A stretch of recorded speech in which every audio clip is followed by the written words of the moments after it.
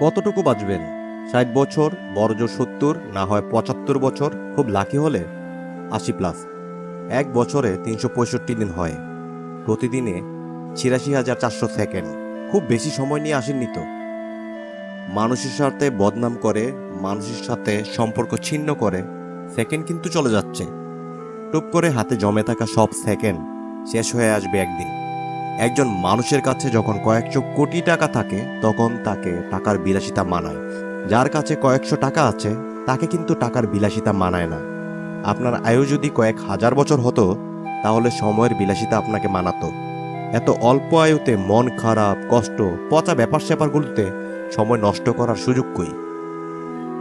পরিবারকে সময় দিন, ভালো বই পড়ুন, টুক করে বেরিয়ে আসুন চমৎকার কোনো এক জায়গায়। রাত জেগে আকাশ দেখুন, ভোরের আলোয় ভোরের সূর্যোদয় দেখুন, সন্ধ্যায় পাখিরা কিভাবে ঘরে ফেরে সেটা দেখুন। নদীর ঢেউ অনুভব করুন, ভরা পূর্ণিমাতে এবং ভরা অমাবস্যায় তীব্র জোয়ারে ভুসে ওঠা সাগরকে দেখুন। প্রতিদিন সময় করে আধা ঘন্টা কোনো শিশুবাবুর সাথে থাকুন, নিষ্পাপ আনন্দের উচ্ছল্য দেখুন।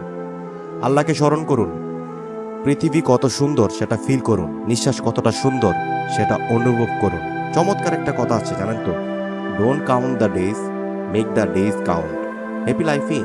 একটু ভাবুন, আজকে দিনটা যদি আপনার অথবা আমার শেষ দিন হয় তাহলে আমরা আমাদের পরিবার ও স্রষ্টার প্রতি কতটুকু অনুগ্রহ করতে পেরেছি। আসুন আমরা নিজ ধর্ম পালনের মাধ্যমে সৃষ্টিকর্তাকে রাজি খুশি করি। হয়তোবা আজকের দিনটাতে সফল না হলেও পরকালীন জীবন সফল হতে পারে। সবাই ভালো থাকবেন। আসসালামু আলাইকুম।